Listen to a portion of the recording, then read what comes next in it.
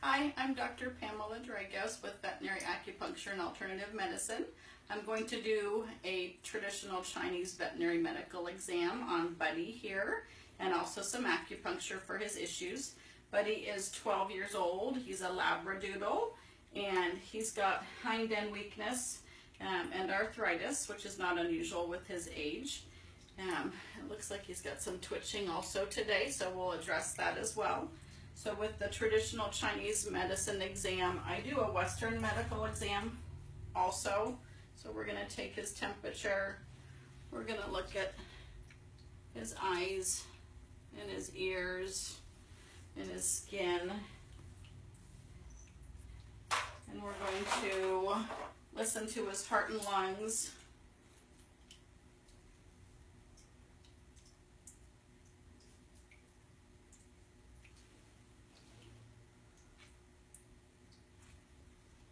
And then part of the traditional Chinese veterinary medical exam is tongue diagnosis. So we look at his tongue.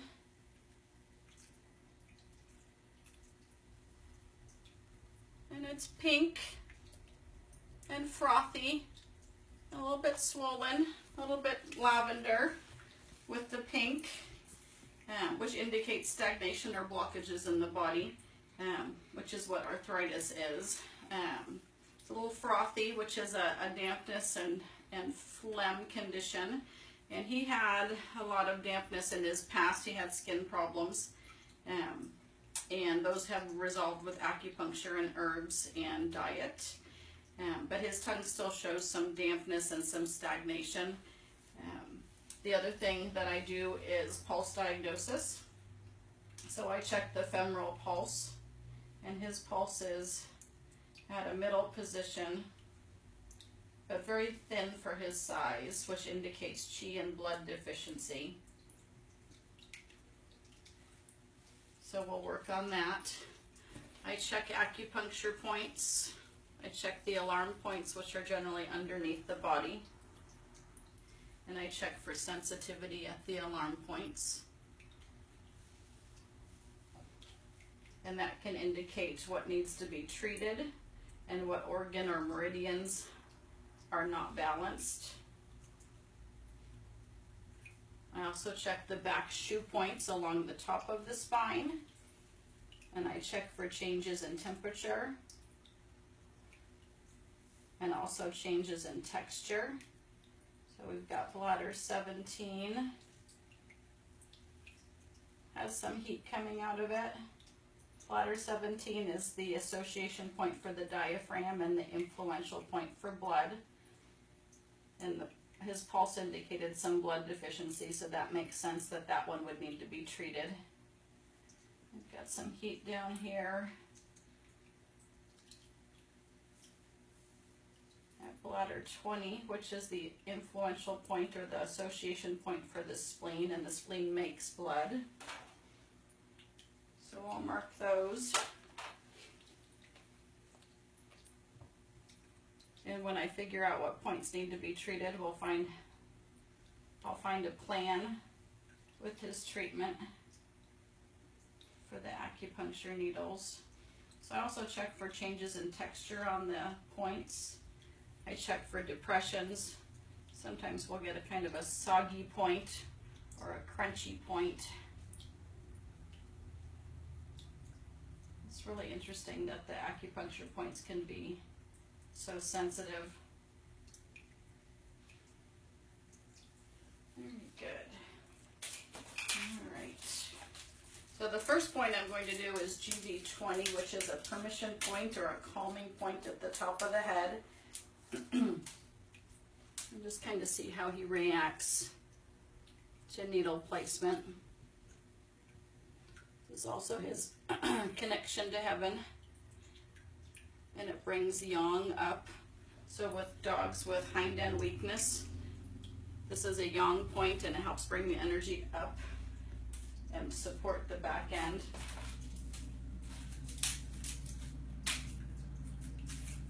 We'll needle bladder 17 that was warm.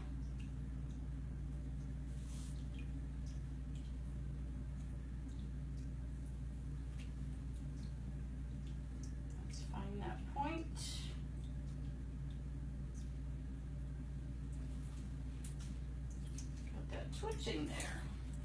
To add liver 3 on. Liver 3 is for twitching or abnormal activity in the body like seizures. And that's an external, or actually internal wind condition in Chinese medicine. So I'll do a point for internal wind, which is that twitching. So Buddy doesn't mind those points very much. I'm also going to do, we'll catch the spleen point down on the leg. We'll do bladder 23, which is a kidney point, and the kidney, the Chinese kidney rules the bones and the back. And with dogs with hind end weakness, we always want to treat the kidney, especially our geriatric dogs. This is bladder 23, the association point for the kidney. These points on the back I do bilaterally. And then a couple other nice points for hind end weakness are governing vessel 4, which is Ming Men, or the gate of life. It's related to the kidneys.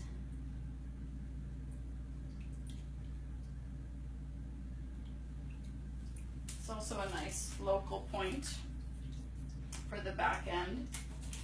I have different size needles, so I'll do bigger needles on bigger dogs on the back and smaller needles on the legs. I'm also going to do Yao Bao Wei, which is the lumbosacral space, and that's a nice point for dogs with hind end weakness. Opens up the channels to the back legs.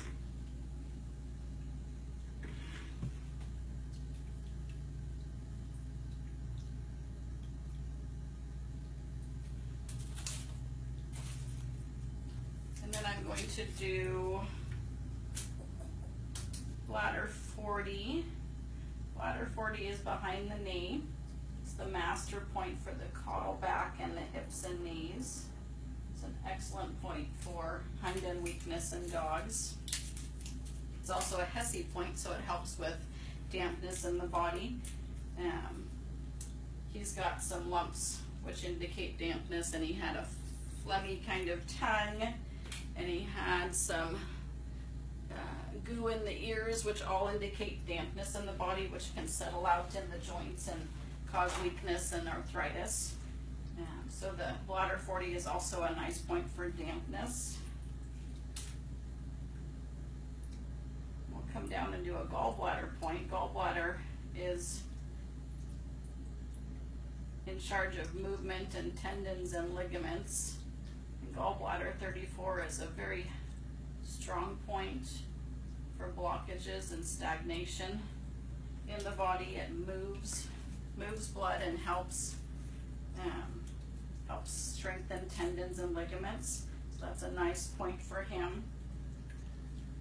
And then we'll do stomach 36, which is a point for building chi, and it also helps with dampness. It's the strongest point in the body to build chi or energy. It's called leg 3 mile because when the Chinese would go on long walks, if they got tired, they would needle stomach 36 and they were able to walk 3 more miles. So it's called leg 3 mile. I'm going to use the laser to get our liver 3 for the twitching. Liver 3 is on the foot, and sometimes they're a little too sensitive to needle feet, so I'll do the laser instead. And we'll get a liver setting here. This is a German laser. And we'll find liver 3. And we'll use the laser for about 20 seconds on liver 3, which does the same thing as the needle.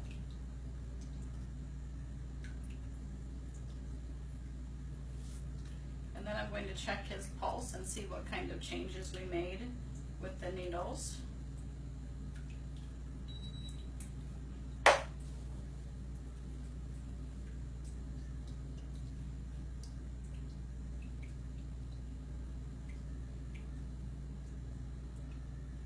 got some more tone to the pulse, which is good.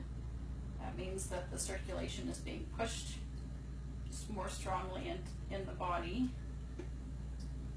So we've got more tone already. And then I move the needles and turn the needles. And that gives a stronger response as well. We used to think that the needles, or actually we still kind of think the needles are turned in the direction of the meridian where we want them to go, and if we want them to tonify or sedate the points. One of the current theories is that turning the needles helps grab the fascia, which is the covering of the muscles and the organs in the body, and the energy or the chi travels along the fascial planes. And so by turning the needles, we're grabbing that fascia and increasing the strength of the communication along those meridians. So I'll let these needles sit for about 10 to 15 minutes, and then I'll remove the needles. And he'll be sleepy today, but he should be stronger in his rear end. Sometimes it takes a few days to see the results, and I'll do this once every week or two. And we'll do different points each time depending on his needs. So this is a traditional Chinese veterinary exam and acupuncture on Buddy for hind end weakness. Thank you. Namaste.